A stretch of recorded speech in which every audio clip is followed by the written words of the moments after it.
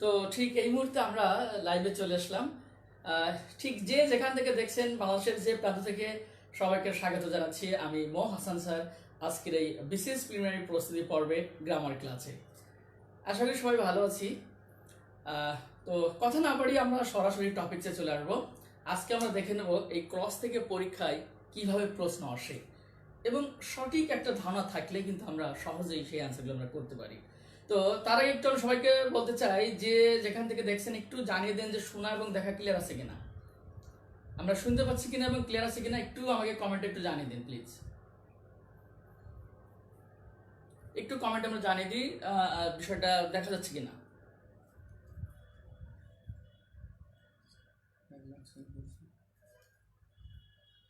একটু সবাই জানিয়ে দিই দেখা যাচ্ছে কিনা, কেউ একজন জানিয়ে দিন।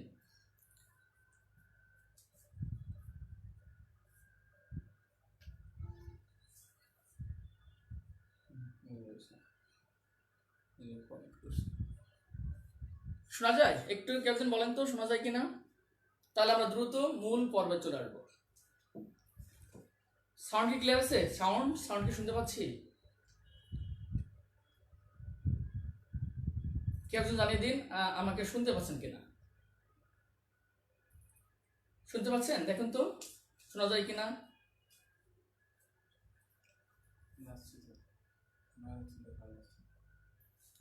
আচ্ছা, তাহলে আমরা কথা না বাড়িয়ে দ্রুত চলে আসি। সবাই একটু খেয়াল করুন, ক্লাস থেকে আমাদের পরীক্ষায় প্রায়শই কোশ্চেন থাকে। 38 বিসিএস আমরা দেখেছি 3টা কোশ্চেন ছিল ক্লাস থেকে, এবং আমাদের পিএসসি যতগুলো নিয়োগ পরীক্ষা আছে প্রত্যেক পরীক্ষায় ক্লাস থাকেই থাকে।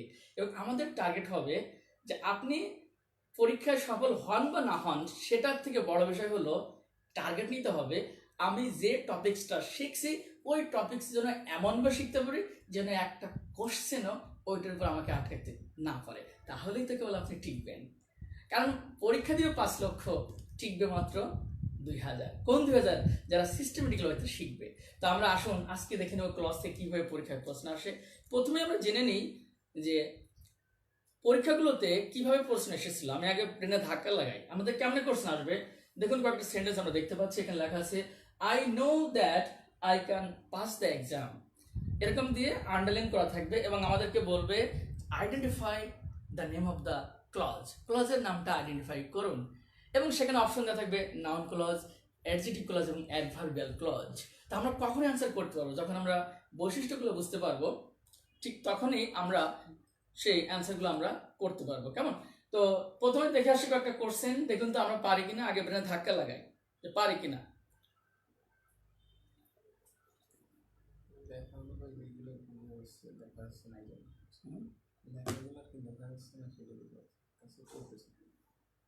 ওখানে দেখা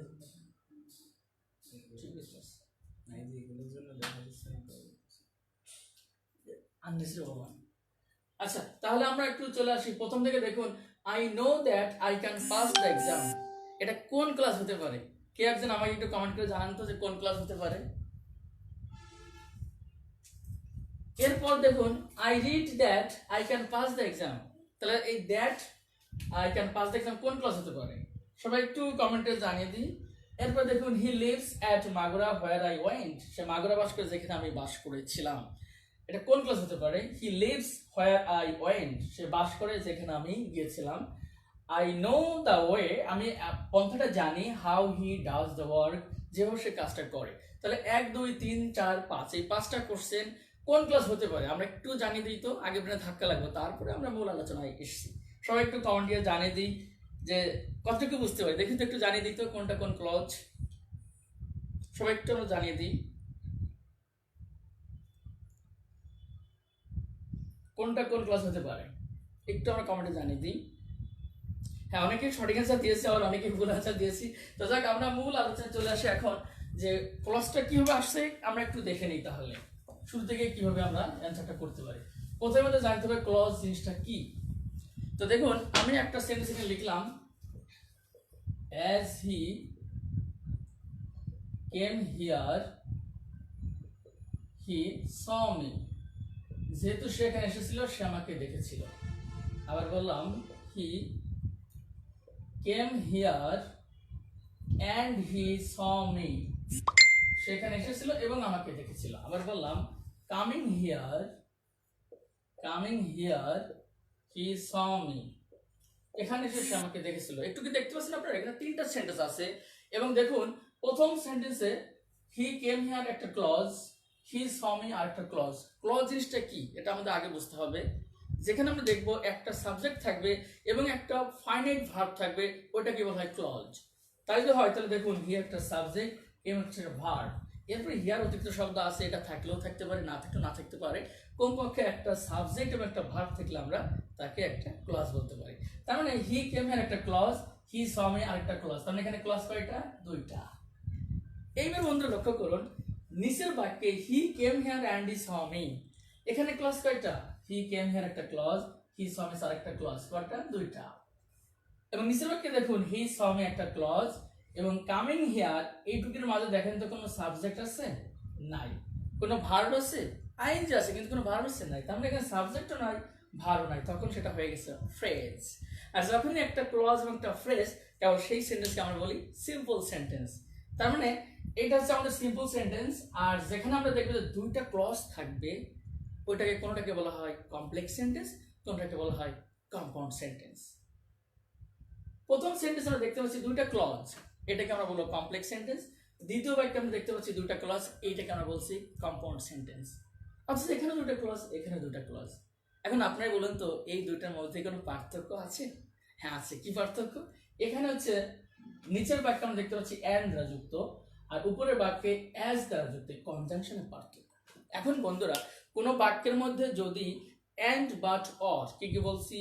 অ্যান্ড বাট অর, এই তিনটা, বিশেষ করে এই তিনটার যে কোনো একটা যদি বাক্যের মধ্যে থাকে তাহলে ওই ক্লজ, ওই সেন্টেন্সকে বলা হয় কম্পাউন্ড সেন্টেন্স। আর অ্যান্ড বাট অর বাদ দিয়ে বাকি যে কোনো কনজাংশন নিয়ে যখন কোনো সেন্টেন্স থাকবে ওইটাকে বলা হয় কমপ্লেক্স সেন্টেন্স। বাকি যে কোনো conjunction, till, until, though, although, since, as, because, শার্প, ব্যাং, গেছে, যাই থাকে না কেন মনে রাখবো অ্যান্ড বাট অর বাদ দিয়ে বাকি যে কোনো কনজাংশন যখন থাকবে ওইটাকে বলা হয় কমপ্লেক্স সেন্টেন্স। তাহলে মানে আমরা পেয়ে লাগলাম সিম্পল সেন্টেন্স, কম্পাউন্ড সেন্টেন্স এবং কমপ্লেক্স সেন্টেন্স। এখন তাহলে আমরা চলে আসি যে ক্লজটা হলো যখন কোনো দুইটা ক্লজের মাঝখানে দেখবেন একটা ক্লজ একটা কনজাংশন নিয়ে শুরু হয়েছে, আর একটা ক্লজ ফ্রি, মুক্ত। একটু কি খেয়াল করেছেন? As he came here he saw me, এই দুইটা ক্লজের মাঝখানে ভিতরে কোন ক্লজটা একটা কনজাংশন নিয়ে শুরু হয়েছে? না বাম থেকে নিয়ে শুরু হয়েছে। হি কেম হিয়ার এই ক্লজটা একটা কনজাংশন নিয়ে শুরু হয়েছে, আর হি স মি এটা হচ্ছে মুক্ত ক্লজ, ফ্রি ক্লজ। আবার দেখুন নিচের সেন্টেন্সে he came here and he saw me, নিচের সেন্টেন্সে আমরা দেখতে পাচ্ছি হি স মি এই ক্লজটা অ্যান্ড নিয়ে শুরু হয়েছে, মানে কি বাম থেকে নিয়ে শুরু হবে। আর হি কেম হিয়ার এটা হচ্ছে আমাদের মুক্ত ক্লজ। তো এই যে দুটো ক্লজের মাঝখানে একটা ক্লজ আমরা দেখতে পাচ্ছি মুক্ত, আর একটা ক্লজ হচ্ছে একটা কনজাংশন নিয়ে শুরু হয়েছে। তো যে ক্লজটা মুক্ত ওইটাকে বলা হয় মেইন ক্লজ। আবার বলি, যে ক্লজটা মুক্ত ক্লজ বা ফ্রি ক্লজ ওইটাকে বলা হয় মেইন ক্লজ। তাই তো হয় বন্ধুরা। তাহলে দেখুন তো as he came here he saw me, এখানে ফ্রি ক্লজ কোনটা? নিশ্চয়ই হি স মি, এটা হচ্ছে ফ্রি ক্লজ, মানে কি প্রিন্সিপাল ক্লজ। আর নিচের ক্লজ সেন্টেন্সে যদি আমরা দেখি he came here and he saw me, এই বাক্যে ফ্রি ক্লজ কোনটা? দেখুন তো হি কেম হিয়ার, তাহলে এটা হচ্ছে আমাদের মুক্ত clause, that's mean main clause. আর যে ক্লজটা একটা কনজাংশন নিয়ে শুরু হয়েছে ওইটা যদি কোনোটা অ্যান্ড বাট অর নিয়ে শুরু হয় ওকে বলা হয় কোঅর্ডিনেট ক্লজ। আবার বলি, যখনই অ্যান্ড বাট অর নিয়ে শুরু হবে ওইটাকে বলা হয় কোঅর্ডিনেট ক্লজ। আর অ্যান্ড বাট অর নিয়ে বাকি যে কোনো কনজাংশন নিয়ে যখন শুরু হবে ওইটাকে বলা হয় সাবঅর্ডিনেট ক্লজ। তাই তো হয়। তো দেখুন তো he came here and he saw me, এই যে হি স মি এটা অ্যান্ড নিয়ে শুরু হয়েছে, তার মানে এটা হচ্ছে কোঅর্ডিনেট ক্লজ। একটু কি খেয়াল করেছেন? যদি এখানে বলি he came here but he did not see me, তাহলে but he did not see me এটা কোন clause? Coordinate clause. But he did not see me, এই বাট থেকে কোঅর্ডিনেট ক্লজ। তাহলে একটু খেয়াল করুন as he came here he saw me এই বাক্যের মধ্যে হি কেম হিয়ার অ্যাজ নিয়ে শুরু হয়েছে, তার মানে এটা হচ্ছে আমাদের সাবঅর্ডিনেট ক্লজ। তার মানে আমরা বুঝলাম অ্যান্ড বাট অর নিয়ে যে ক্লজটা শুরু হবে ওটা হচ্ছে কোঅর্ডিনেট ক্লজ, আর অ্যান্ড বাট অর বাকি যে কোনো কনজাংশন নিয়ে যখন শুরু হবে ওটাকে বলা হয় সাবঅর্ডিনেট ক্লজ। তার মানে আসুন আমরা ক্লজ পেলাম তাহলে কয়টা? তিনটা। আমরা একটু লিখে ফেলি ক্লজ পেলাম কয়টা, এখানে আমরা একটু লিখি। ক্লজ বেসিক্যালি আমরা পাইলাম তিন রকম। একটা হচ্ছে মেইন ক্লজ, এরপর দুই হচ্ছে সাবঅর্ডিনেট ক্লজ, এবং তিন নম্বর হচ্ছে কোঅর্ডিনেট ক্লজ। এই তিন রকম হচ্ছে আমরা ক্লজ কি পেলাম, একটা মেইন ক্লজ, সাবঅর্ডিনেট ক্লজ এবং কোঅর্ডিনেট ক্লজ। এখন আসুন বন্ধুরা, এই সাবঅর্ডিনেট ক্লজ না আবার তিন রকম। কয় রকম বলছি? তিন রকম। একটা হচ্ছে আমাদের নাউন ক্লজ, একটু লিখে নিই, নাউন ক্লজ। এরপর হচ্ছে আমাদের অ্যাডজেক্টিভ ক্লজ, আরেকটা হচ্ছে আমাদের অ্যাডভার্বিয়াল ক্লজ। তার মানে আমরা একটু খেয়াল করি, এই সাবঅর্ডিনেট ক্লজের তিন রকম, নাউন ক্লজ, অ্যাডজেক্টিভ ক্লজ এবং অ্যাডভার্বিয়াল ক্লজ। চমৎকার বিষয় হলো আমাদের পরীক্ষায় এই নাউন ক্লজ থেকে প্রশ্ন আসবে না, কোঅর্ডিনেট ক্লজ থেকে প্রশ্ন আসবে না, আমাদের প্রশ্ন আসবে এই যে সাবঅর্ডিনেট ক্লজের তিন রকম, নাউন, অ্যাডজেক্টিভ এবং অ্যাডভার্ব, এখান থেকে আমাদের পরীক্ষায় প্রশ্ন আসবে। এবং একটা দিয়ে বলবে identify the name of the clause, ক্লজের নামটা আইডেন্টিফাই করুন। সেখানে অপশন দেওয়া থাকবে নাউন, অ্যাডজেক্টিভ এবং অ্যাডভার্ব, আর চারটা অপশন, তো এই চারটা পুরাবার জন্য একটা অপশন দিবে মেইন ক্লজ বা কোঅর্ডিনেট ক্লজ, কিন্তু ওটা আমাদের কিন্তু অ্যান্সার হবে না। আমাদের অ্যান্সার আসবে এই তিনটা থেকে, নাউন, অ্যাডজেক্টিভ এবং অ্যাডভার্ব। তাহলে এখন আসুন আমরা কখন অ্যান্সার করতে পারবো? যখন আমরা বুঝতে পারবো যে কি কি বৈশিষ্ট্য থাকলে তাকে নাউন ক্লজ বলে, কি কি বৈশিষ্ট্য থাকলে তাকে অ্যাডজেক্টিভ ক্লজ বলে, কি কি বৈশিষ্ট্য থাকলে তাকে অ্যাডভার্বিয়াল ক্লজ বলে। এই বৈশিষ্ট্যগুলো যখন আমরা বুঝতে পারবো তখন আমরা সেই অ্যান্সারটা করতে পারবো। তাহলে আসুন আমরা আজকের আলোচনার বিষয় হবে যে কিভাবে আমরা নাউন ক্লজ, অ্যাডজেক্টিভ ক্লজ এবং অ্যাডভার্বিয়াল ক্লজ চিনবো, এটা হবে আমাদের আজকের আলোচনার বিষয়। তাহলে চলুন আমরা এক করে দেখে আসি। প্রথমে আমরা কথা বলবো নাউন ক্লজ নিয়ে। আজকে আমরা শিখবো যে এইটা থেকে, এই ক্লাস থেকে বেরোবার পরে আমাদের জীবনে কোনো পরীক্ষায় এই ক্লজের উপরে যাতে একটা প্রশ্ন আটকাতে না পারে, দিস ইজ দ্য টার্গেট। তাহলে একটু খেয়াল করুন, আমরা প্রথমেই দেখবো নাউন ক্লজ।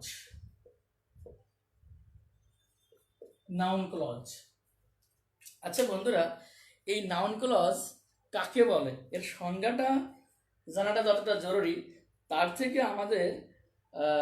আমাদের জানাটা জরুরি যে কাকে কিভাবে আমরা চিনবো।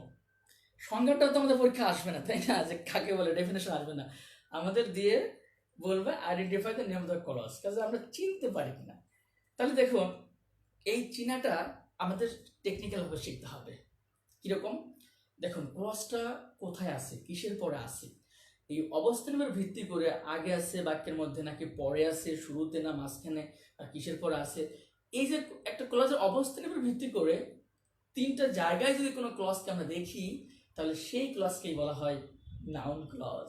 তার মানে বন্ধুরা, নাউন ক্লজ হওয়ার সোর্স হলো তিনটা। কয়টা? তিনটা। খুব ভালো করে আমরা দেখবো। তার মধ্যে এক নম্বর সোর্স হলো বি ভার্বের আগে অথবা পরে যদি কোনো ক্লজ থাকে। কি বলেছি? বি ভার্বের আগে অথবা পরে যদি কোনো ক্লজ থাকে। বি ভার্ব তো চিনি, আমি, যার, ওয়াজ, হ্যাভ, হ্যাজ, হ্যাড। এই হ্যাভ ভার্ব যদি have, has, had, have verbs, তাহলে এই ক্ষেত্রে আমরা ধরবো, চেনার ক্ষেত্রে এটাকে আমরা ইনক্লুড করবো বি ভার্ব। তার মানে এক নম্বর সোর্স হলো বি ভার্বের আগে অথবা পরে কোনো ক্লজ থাকলে। তাহলে আমরা একটু নিচে লিখি চিনিবার উপায়। কেমনে চিনবো নাউন ক্লজ? কেমনে চিনবো? লিখি চিনিবার উপায়। তাহলে লিখে নিই চিনিবার উপায় কেমনে চিনবো। এক নম্বর সোর্স হলো বি ভার্বের আগে। আমি একটু করে আপনাদেরকে কোশ্চেন দিব এবং পিএসসি তে কোন কোন জায়গায় কোশ্চেন আছে, বিসিএস এ কোন কোন কোশ্চেন আছে, সেগুলো আমরা সলভ করব। বি ভার্ব এর আগে অথবা পরে ক্লজ থাকলে, তাহলে জিনিসটা কি বুঝতে হবে কি হবে না? নিশ্চয়ই বুঝতে হবে। আমরা কয়েকটা এক্সাম্পল লিখি, দেখবেন যে আপনি পানির মতো স্বচ্ছ হয়ে যাবে। দেখুন এখানে আমি লিখলাম when he came here was a right moment. যখন সে এসেছিল সেটা ছিল একটা সঠিক সময়। when he came here was a right moment. এবং দেখুন, আমাদের থানা নির্বাচন কমিশন অফিসার, উপজেলা নির্বাচন কমিশন, এই কোশ্চেনটা আসছিল how he did the work, যেভাবে সে কাজটা করেছিল, is very nice, যেভাবে সে কাজটা করেছিল খুব সুন্দর। দেখেন ভেরি নাইস। এরপরে খেয়াল রাখুন, একটা সেন্টেন্স এরকম দিলাম, আরেকটা পরীক্ষায় প্রশ্ন আসছে, মাই idea is that I can do it. আমার ধারণা যে আমি এটা করতে পারি। দেখুন ভালো করে। এরপর আরেকটা পরীক্ষায় প্রশ্ন আসছে, his plan was that he got it। তার ধারণা ছিল যে সেটা পাবে। ব্যাস, এখানে আমরা যতগুলো কোশ্চেন লিখেছি না, প্রত্যেকটা কিন্তু আমাদের পিএসসি তে কোশ্চেন এসেছে, প্রত্যেকটা পিএসসি তে আসছে। তাহলে আমরা একটু পারি কিনা দেখুন তো কিভাবে আনসারগুলো করব। তাহলে আমরা কি জেনেছি বন্ধুরা, যে বি ভার্বের আগে অথবা পরে কোনো ক্লজ থাকলে সেটা হবে নাউন ক্লজ। এখন দেখুন তো এখানে যে কোশ্চেন আমরা দেখতে পাচ্ছি, when he came here was a right moment। এখানে দেখুন প্রত্যেকটা ক্লজই কিন্তু আমাদের বি ভার্বের আগে অথবা পরে আছে। এখানে কি was, তার পূর্বে এটা আছে, দ্যাটস ওটা কোন clause, noun clause.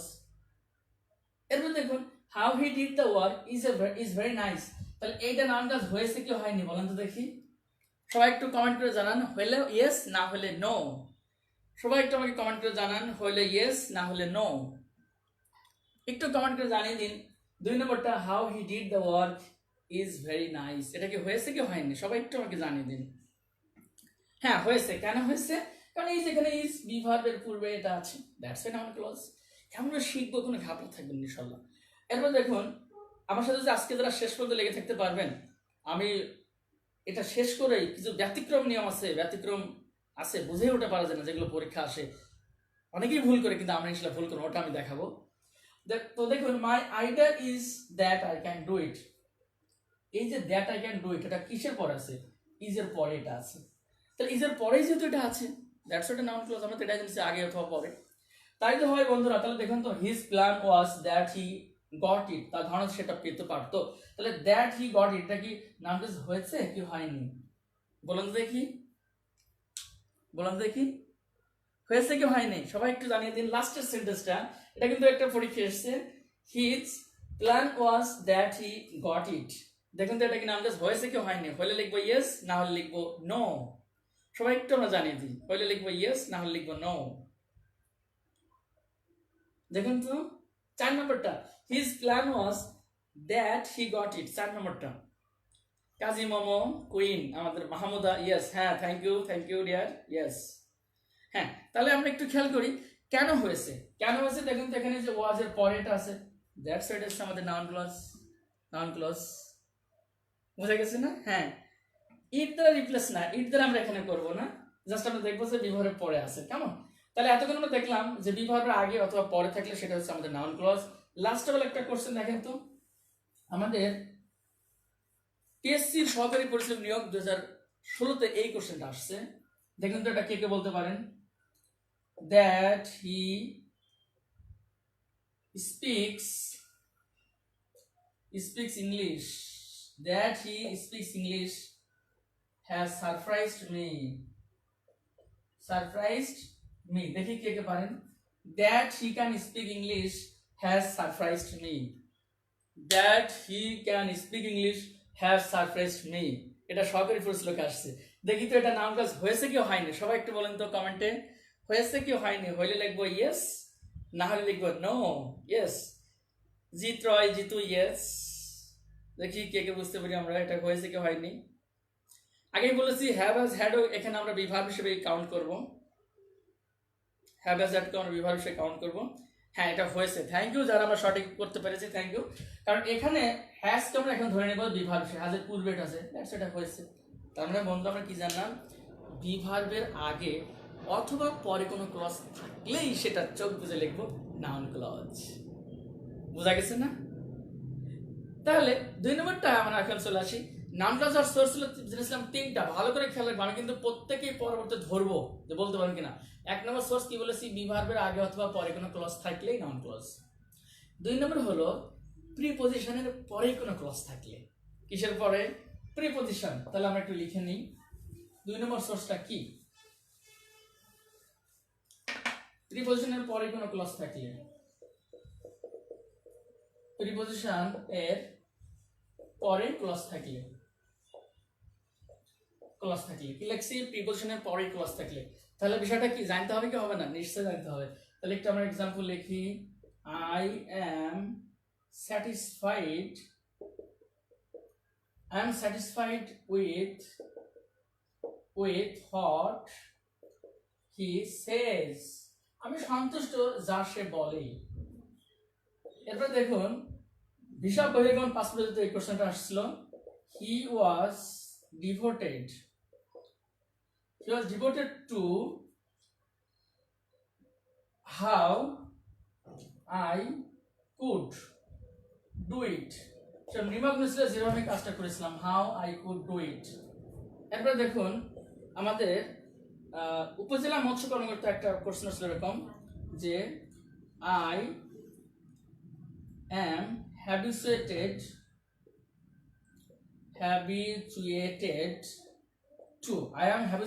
Two what is harmful, এরকম ছিল হার্মফুল। দেখি তো এগুলো হয়েছে কিনা, প্রত্যেকটা কিন্তু আমাদের পিএসসি করছেন। তাহলে আমরা জেনেছি কি প্রিপোজিশনের পরে কোনো ক্লজ থাকলে, একটু কি খেয়াল করেছেন এখানে যে 3টা ক্লজ লিখেছি সবটা কিন্তু প্রিপোজিশনের পরেই আছে।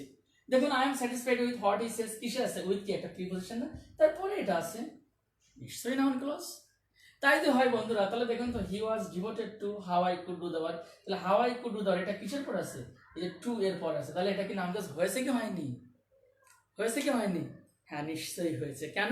কারণ যে প্রিপোজিশন পরে আছে, তাই তো হয়। তাহলে লাস্টেরটা দেখেন তো, I am habituated to what is harmful, তাহলে হোয়াট ইজ হার্মফুল এটা কি হয়েছে নাউন ক্লজ নাকি হয়নি? হলে আমরা লিখবো ইয়েস, না হলে লিখবো নো। একটু লিখি তো,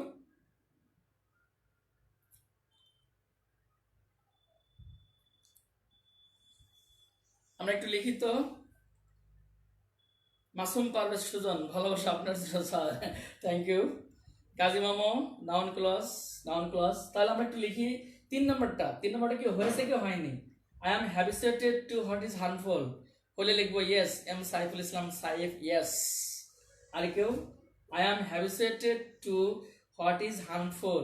আজকে আমরা এমন শিখবো, আমি দেখাবো লাস্টে, একটা আপনাদের আটকে ধরো না, আমি আলোচনার শেষে আপনাদেরকে আমি শিটও দেখাবো, যে শিট থেকে কিভাবে আপনাদের প্রশ্নগুলো একদম প্র্যাকটিস করার পরে চলে আসবে। রাজু আর ডি yes, thank you. Helal Mahmud yes sir, good, thank you dear. তাহলে আমরা বুঝতে পেরেছি, আশা করি আমরা বুঝতে পেরেছি। তাহলে এতক্ষণ আমরা দেখলাম যে নাউন ক্লজ হওয়ার 2 নম্বর সোর্স হলো প্রিপোজিশনের পরে কোনো ক্লজ থাকলে। তাই তো হয়। তাহলে বলুন তো, আমি মুখে বলে এই কোশ্চেনটা নাউন ক্লজ হয়েছে কি হয়নি? ধরুন এখানে বললাম যে we should be devoid of, আবার বলি we should be devoid of what is detrimental to health, আবার বলি we should be devoid of what is detrimental to health। এই what is detrimental to health এটা কি নাউন ক্লজ হয়েছে কি হয়নি? হ্যাঁ নিশ্চয়ই হয়েছে।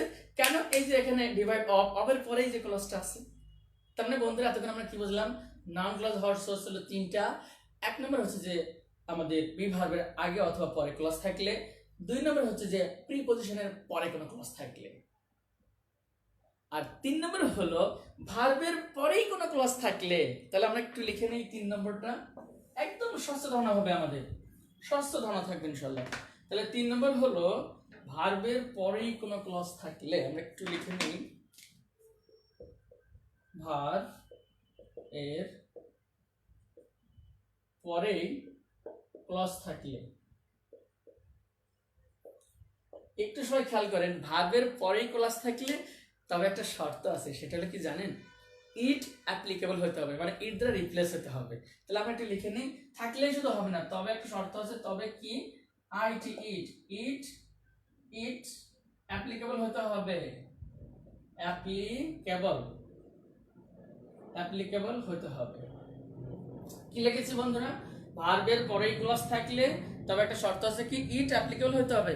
তাহলে ইট অ্যাপ্লিকেবল জিনিসটা কি বুঝতে হবে কি হবে না? নিশ্চয়ই বুঝতে হবে। এখানে কিন্তু প্রায়শই কোশ্চেন আছে। আমি একটা এক্সাম্পল লিখি, ধরেন কি লিখলাম, I know when he came, আমি জানি যখন তিনি এসেছিলেন, পাস্ট এবং প্রেজেন্ট হতে পারে। এরপর লিখলাম যে he gave how I said, যেভাবে আমি বলেছিলাম, তিনি দিয়েছিলেন যেভাবে আমি বলেছিলাম।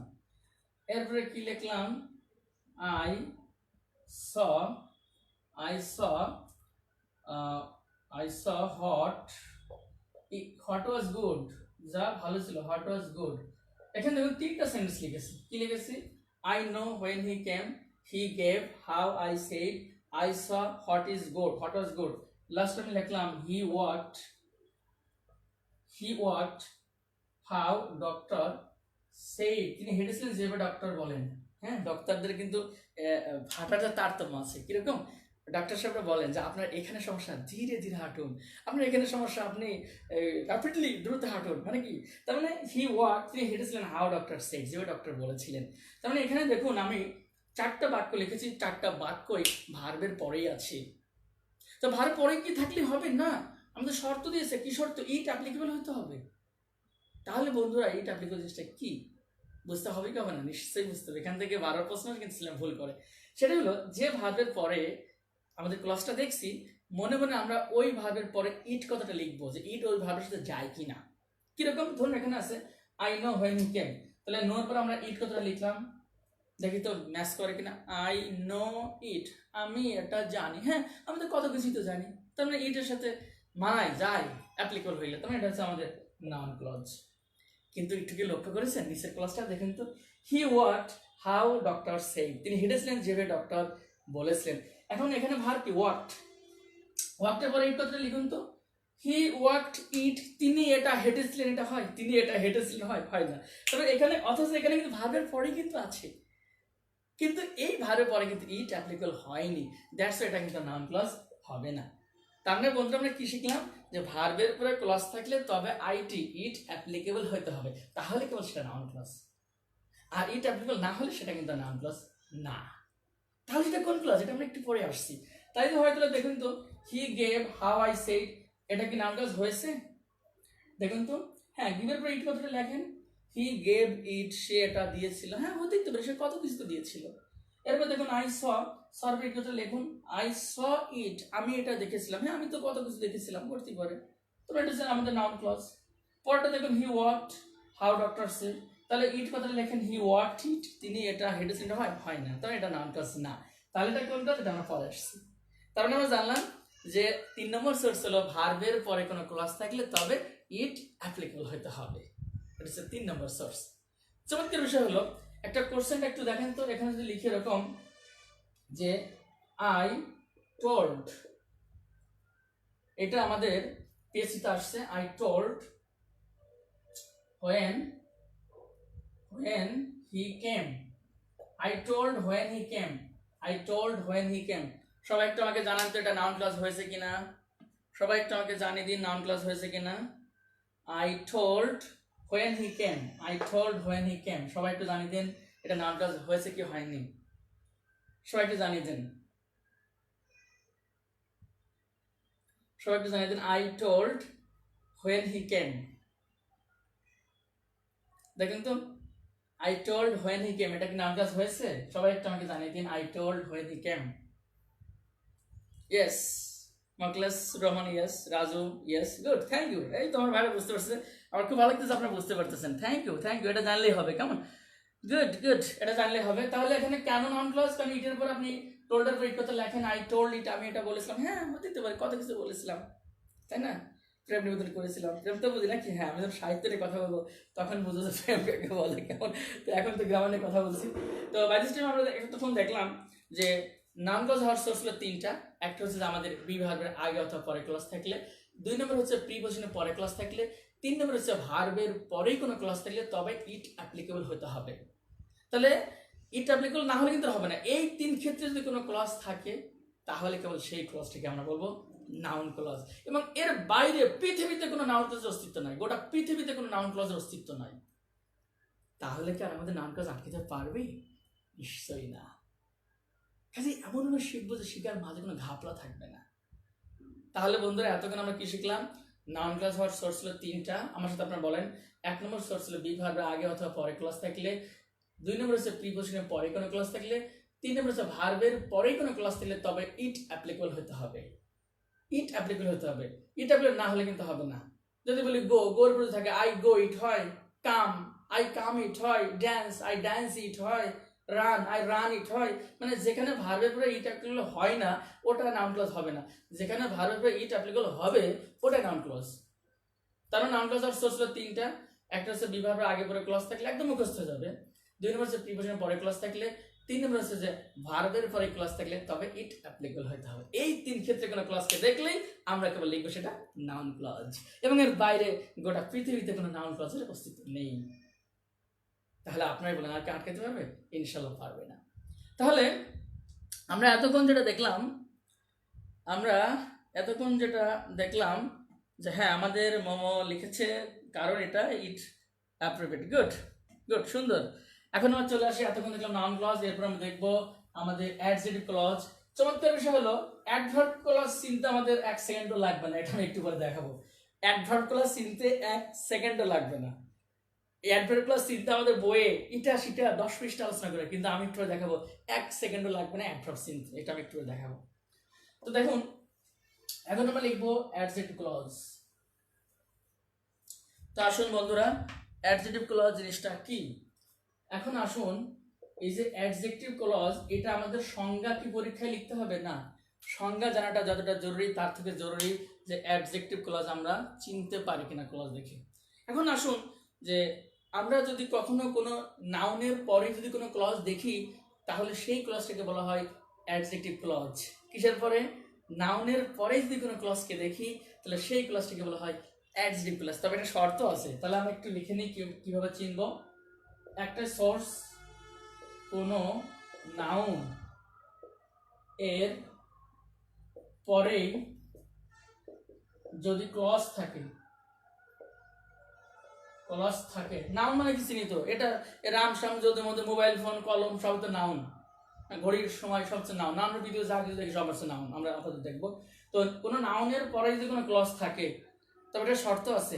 দেখো নাউনের পরে আমাদের ক্লজটা যখন শুরু হবে তো যে কোনো কনজাংশন দিয়ে তো ক্লজ শুরু হতে পারে, ইফ, দো, although, till, until, which, where, how, when, কত কিছু দিয়ে শুরু হতে পারে। তবে তিনটা জিনিস দিয়ে যদি শুরু হয় তাহলে সেই ক্ষেত্রে একটা রেস্ট্রিকশন আছে। সেই তিনটা জিনিস হলো হোয়েন, হোয়ার, হাউ। এই কি বলছি, হোয়েন, হোয়ার, হাউ, এই তিনটার ক্ষেত্রে শুধু যথাযথ অ্যান্টিজেন্ট থাকতে হবে। তাহলে জিনিসটা কি আমরা একটু লিখে নিই। থাকে ক্লজ থাকে তবে when, where, how, when, where, how. খেয়াল করেন, কোন নাউনের পরে যদি ক্লজ থাকে তবে হোয়েন, হোয়ার, হাউ শুধুমাত্র এদের ক্ষেত্রে যথাযথ অ্যান্টিসিডেন্ট থাকতে হবে। অ্যান্টিসিডেন্ট থাকতে হবে। একটু কি খেয়াল করেছেন বন্ধুরা? কোন নাউনের পরে যদি ক্লজ থাকে তবে হোয়েন, হোয়ার, হাউ শুধুমাত্র এদের ক্ষেত্রে যথাযথ অ্যান্টিসিডেন্ট থাকতে হবে। তাহলে জিনিসটা কি বুঝতে হবে কি হবে না? নিশ্চয়ই বুঝতে হবে। এখান থেকে প্রায়শই ছেলেমেয়ে ভুল করে, কিন্তু আমরা ইনশাআল্লাহ ভুল করব না। একটু খেয়াল করেন, আজকে এই ক্লাসটা শেষ করার পরে আমি নিশ্চিত করে বলতে পারি আপনাদের জীবনে কোনো পরীক্ষা আটকাতে হবে না, শুধু একটু ওয়েট অ্যান্ড সি। তাহলে একটু খেয়াল করেন যে আমি একটু এক্সাম্পল লিখে এখানে লিখলাম, I know a man. I know a man who came here.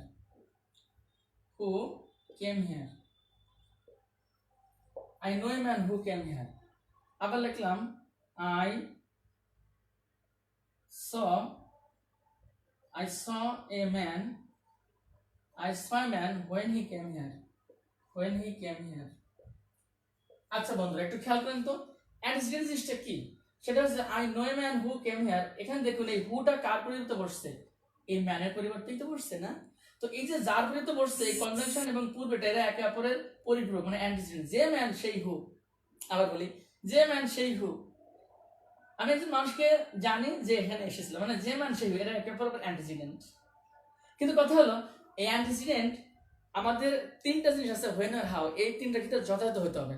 যথাযথ জিনিসটা কি দেখেন, I saw a man when he came here. এখানে হোয়েন, এই ম্যানের পরে হোয়েন বসছে। এখন বলেন তো ম্যান মানে মানুষ আর হোয়েন মানে সময়, এরা কি মিল আছে? নাই, মিল নাই। এখানে দেখো মিল ছিল, ম্যান এবং হু একই, মিল ছিল, কিন্তু এখানে কিন্তু মিল নাই। আই স এ ম্যান, আমি মানুষকে দেখেছিলাম হোয়েন হি কেম, যখন তিনি এসেছিলেন। তাহলে ম্যান মানে মানুষ আর হোয়েন মানে সময়, মিল আছে না? মিল নাই। তাহলে এখানে কিন্তু অ্যান্টিসিডেন্ট কিন্তু যথাযথ না, যথাযথ না। কেন? হোয়েন তো সময় আর ম্যান মানে মানুষ। যদি এরকম হতো I saw a man at 4 PM when he came, তখন 4 PM এর সময় হোয়েন মানে সময়, তখন কিন্তু মিল ছিল। এখন কথা হলো যে আমরা জানলাম কি নাউনের পরে কোনো ক্লজ থাকলে তবে হোয়েন আর হাউ এই তিনটার ক্ষেত্রে শুধুমাত্র যথাযথ, এই তিনটার ক্ষেত্রে যথাযথ অ্যান্টিসিডেন্ট হতে হবে। আদার্স কিন্তু এই তিনটার ক্ষেত্রে অ্যান্টিসিডেন্ট যথাযথ না হলে সেটা কিন্তু অ্যান্টিসিডেন্ট ক্লজ হবে না। তাহলে এই ম্যান এবং হোয়েন এখানে কি আছে? মিল নাই, তাহলে এটা কিন্তু হবে না। তাহলে আমরা একটু কোশ্চেন দেখি, আরো কিছু কোশ্চেন এখানে লিখি। ধরুন এখানে বললাম যে হি told a story that was enjoyable, এটা একটা পরীক্ষা আসছে। হি told a story that was enjoyable। এরপর লিখলাম পিএসসি তার একটা পরীক্ষা আসছে give some fruits which are fresh কিছু ফলমূল আছে যেগুলো হচ্ছে খুব মুক্ত। আমাদের উপজেলা জনস্বাস্থ্য প্রশাসন মন্ত্রণালয় একটা পরীক্ষার আসছে যে হি gave a pen what was red, just হচ্ছে লাল, what was red। এরপর একটা খেয়াল করে একটা পরীক্ষা আসছে he lives in Dhaka where I went, যেখানে আমি গিয়েছিলাম, where I went। এরপর একটু খেয়াল করুন একটা পরিষ্কার এরকম আসছে I told a story when এখানে দেব how he knew যেভাবে সে জানতো। দেখেন তো I told a story how he knew, আমি একটা গল্প বলেছিলাম যেভাবে সে জানতো। হ্যাঁ, হয় না? একটা শিশুকে মনে করেন গল্প বলতেছেন যে এক ছিল এক রাজা, তার ছিল দুইটা শিং এবং এক শিং দিয়ে আর এক শিঙে, তখন একটা পিসির কাছে গল্প বলেন, ও বলো কি না না নেবে না, তাহলে ওর মতো করে বলতে হবে। তার মানে কি? দেখুন I told a story how he knew। এখন একটু খেয়াল করেন, আমরা জেনেছি নাউনের পরে কোনো ক্লজ থাকলে তবে হোয়েন আর হাউ এদের ক্ষেত্রে শুধুমাত্র যথাযথ অ্যান্টিসিডেন্ট থাকতে হবে। এখন খেয়াল করুন I know a man who came here, তাহলে ম্যান কিন্তু নাউনের পরে এটা আছে, নাউনের পরে ক্লজটা আছে, তাহলে সেটা চোখ বুঝে কি ক্লজ? Adjective clause. এখন এখানে মিল থাকবে না থাক, আমাকে মিলাতে যাবো? কারণ আমাদের মিলানোর তো কোনো প্রয়োজন না, মিলাবো হচ্ছে তিনটার ক্ষেত্রে হোয়েন আর হাউ। মিল থাকবে না থাক, এখানে হু যেহেতু আছে, আমরা দেখবো নাউনের পরে কোনো ক্লজ থাকলে অ্যাডজেক্টিভ ক্লজ। পরেরটা দেখুন he told a story that was enjoyable, তাহলে এটা কি অ্যাডজেক্টিভ ক্লজ হয়েছে কি হয়নি? নিশ্চয় হয়েছে। কেন হয়েছে? এই যে নাউনের পরেই তো এটা আছে। এরপর দেখুন gave some fruits which are fresh, এটা কি নাউন ক্লজ হয়েছে কি হয়নি? অ্যাডজেক্টিভ ক্লজ হয়েছে কি হয়নি? হয়েছে। কেন হয়েছে? কারণ এখানে ফ্রুটস এর পরেই তো, নাউনের পরেই তো ক্লজটা আছে। এখন আপনারা বলুন আমরা কি মিলাইতে যাব? না, নিশ্চয়ই না। কেন মিলাবো না? কারণ হুইচ তো আমাদের মিলানোর কোনো দরকার নাই, আমরা তো মিলাবো শুধু তিনটার ক্ষেত্রে। কি কি? হোয়েন, হোয়ার, হাউ, এই তিনটার ক্ষেত্রে আমরা শুধু মিলাবো। যদি মিলে যায় হয়ে যাবে, না মিলে হবে না। আর অন্য যে কনজাংশন সেক্ষেত্রে আমাদের মিল থাক বা না থাক মিলাবার প্রয়োজনও নাই, শুধু দেখবো যে নাউনের পরে ক্লজটা আছে কিনা। নাউনের পরে থাকলেই চোখ বুঝে সেটা অ্যাডজেক্টিভ ক্লজ। এরপর দেখেন he gave a pen what was red, তাহলে এখানে দেখেন পেন একটা নাউন, তারপরে এটা আছে, তার মানে অ্যাডজেক্টিভ ক্লজ। এরপর খেয়াল করুন he lives in Dhaka where I went, এখন দেখুন ঢাকাটা জায়গা নাম নাউন, আর হোয়ার, এইবার দেখুন হোয়ার এখানে আছে, মিলাবো কি মিলাবো না? হ্যাঁ, নিশ্চয়ই মিলাবো। ওই যে বলছি না যে যখন সিএনজি যায়, হ্যাঁ রাস্তা দিয়ে যায়, তখন ট্রাফিক কি করে? সাইড কর, দেখি কিছু আছে কিনা। কেমন যদি চেক করে যদি কিছু না থাকে তো ঠিক আছে চলে যাও। তখন যখন হোয়ার আছে তখন আমরা মিলাবো। এখন দেখি তো ঠিক আছে কিনা। যদি বলি হি লিভস ইন ঢাকা হোয়ার, এখন দেখুন ঢাকা হচ্ছে জায়গা আর হোয়ার মানে জায়গা, মিল আছে কি নাই? নিশ্চয়ই মিল আছে, তার মানে এটা অ্যাডজেক্টিভ হয়ে গেল। এরপর নিচেটা দেখুন I told a story how you know, তাহলে হাউ আছে, মিলাবে কি মিলাবো না? হ্যাঁ, নিশ্চয়ই মিলাবো। দেখেন তো মিল আছে কিনা। স্টোরি মানে হচ্ছে গল্প, আর হাউ মানে কিভাবে, তাহলে একটা গল্প আর একটা কিভাবে, মিল আছে? না, নিশ্চয়ই না। যেহেতু মিল নাই সেহেতু এটাকে অ্যাডজেক্টিভ হবেই না, নিশ্চয়ই হবে না। কেন? মিল নাই। কিন্তু সেন্টেন্সটা এরকম থাকতো I told a story in such a way, যদি এরকম থাকতো ইন সাচ এ ওয়ে, এমন বলেছিল হাউ আই নিউ, সেক্ষেত্রে কিন্তু হইতো, কারণ ওয়ে মানেও পন্থা, হাউ মানেও কিভাবে, সেক্ষেত্রে কিন্তু মিলে যাবে, সেক্ষেত্রে অ্যাডজেক্টিভ ক্লজ হয়ে যাবে। তার মানে আমরা বুঝলাম যে সোজাসুজি আমরা বলতে পারি যে নাউনের পরে কোনো ক্লজ থাকলে, কি বললাম, নাউনের পরেই কোনো ক্লজ থাকলেই সেটা হবে অ্যাডজেক্টিভ ক্লজ, চোখ বুঝে অ্যাডজেক্টিভ ক্লজ। কিন্তু শর্ত হলো তিনটার ক্ষেত্রে। কি কি ভাইয়া? When, where, how. এই তিনটার ক্ষেত্রে বন্ধুরা যদি থাকে তাহলে আমাদের যথেষ্ট অ্যান্টিসেন্ট থাকতে হবে, না হলে কিন্তু হবে না। একটা এক্সাম্পল আমি লিখি, এটা দেখেন তো কে কে পারেন, তাহলে আমি বুঝে নেব যে আপনাদের পরীক্ষা আর আটকাতে পারবে না। ধরুন এক কোশ্চেন এরকম থাকলো, হি gave me a he gave me a pen, he gave me a pen, সেটা কলম দিয়েছিল, where I went, যেখানে আমি গেছিলাম, হয় না? বলে একটু আসিস তো, বিকালবেলা গেলেন, যার পরে তাকে পিছন থেকে নিয়ে সুন্দর করে please take it only for you, এখন তোমার জন্য। তার মানে কি, he gave me a pen, সে একটা কলম দিয়েছিল, হোয়ার আই ওয়েন্ট, যেখানে আমি গিয়েছিলাম। এখন এটা কি হয়েছে দেখেন তো, এই যে হোয়ার আছে, তাহলে মিলাবে কি মিলাবো না? যদিও পেন হচ্ছে নাউন, নাউনের পরে এটা আছে, কিন্তু হোয়ার থাকার কারণে মিলাবো কি মিলাবো না? নিশ্চয়ই মিলাতে যাবো। এখন মিলাই তো, পেন মানে কলম আর হোয়ার মানে হচ্ছে কোথায়, জায়গা, মিল আছে? মিল নাই। তাহলে কি হবে এটা না অ্যাডজেক্টিভ ক্লজ? না, হবে না। কেন মিল নাই? কিন্তু যদি বন্ধুরা যদি এরকম থাকতো, he gave me a pen at Farmgate, যেরকম থাকতো, he gave me a pen at Farmgate where I went, এইবার হবে কিনা বলেন তো দেখি, অ্যাডজেক্টিভ ক্লজ এইবার হবে কিনা, দেখি এইবার হবে কিনা। হইলে বলবো যে ইয়েস, না হলে বলবো না। He gave me a pen at Farmgate where I went, এইবার বলেন যদি এক ফার্মগেট থাকতো হোয়ার আই ওয়েন্ট, এইবার কি অ্যাডজেক্টিভ ক্লজ হবে কি হবে না বলুন? He gave me a pen at Farmgate where I went, এইবার হবে কি হবে না? হ্যাঁ, তাহলে হবে, আমাদের কাজী মামা লিখেছে তাহলে হবে, গুড, হ্যাঁ তাহলে হবে, yes, thank you very much. এখন হবে, কেন হবে? কারণ এখানে তো আমাদের এই যেখানে ফার্মের জায়গা, হোয়ারের জায়গা, তাহলে হয়ে যাবে।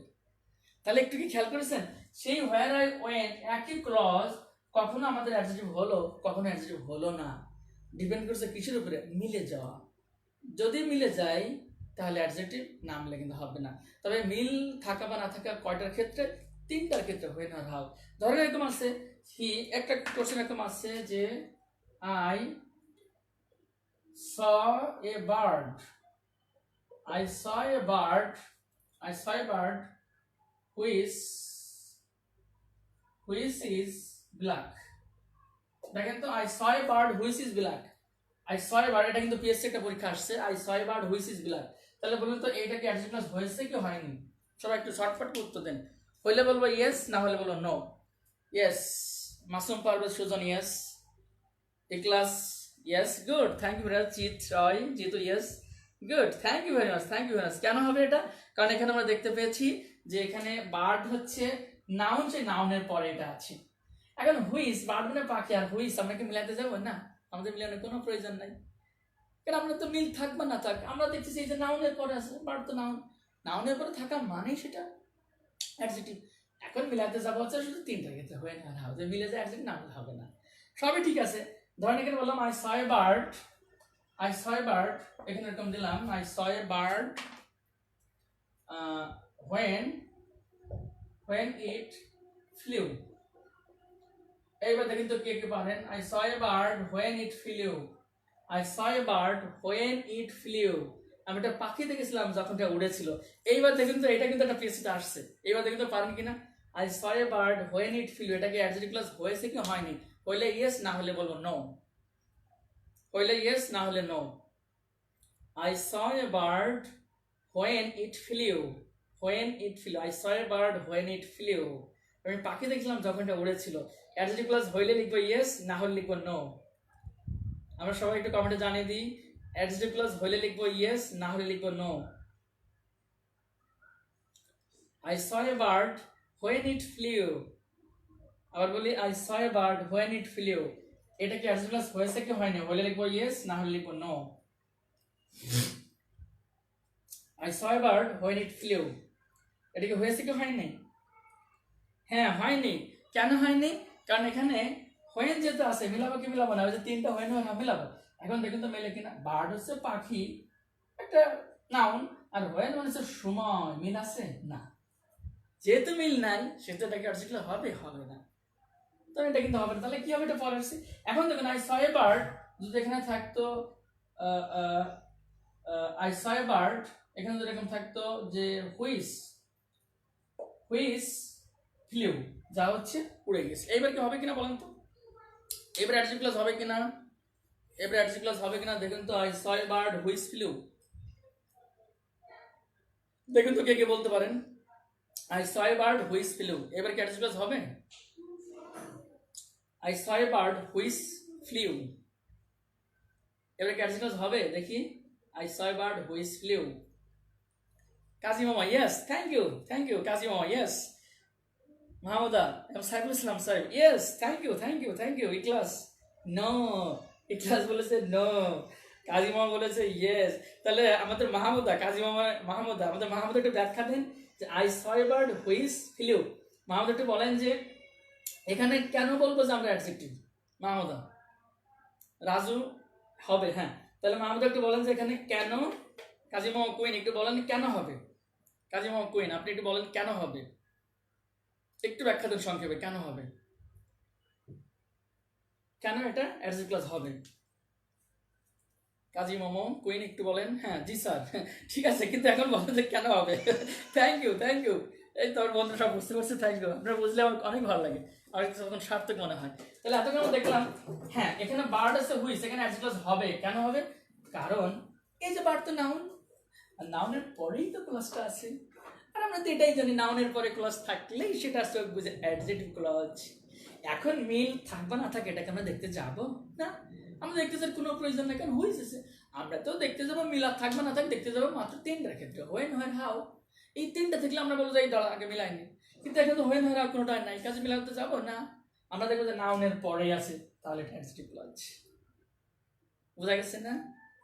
কাজে আমরা ঠিক এরকম করে আমরা সামনের দিকে চলে যাব। কাজেই আমরা এতক্ষণ যেটা দেখলাম সোজা কথা আমরা আসি যে অ্যাডজেক্টিভ ক্লজ হলো, তাহলে আমরা দেখলাম অ্যাডজেক্টিভ ক্লজ হলো আমাদের কোন নাউনের পরেই যদি কোনো ক্লজ থাকে সেটা চোখ বুঝে হবে অ্যাডজেক্টিভ ক্লজ।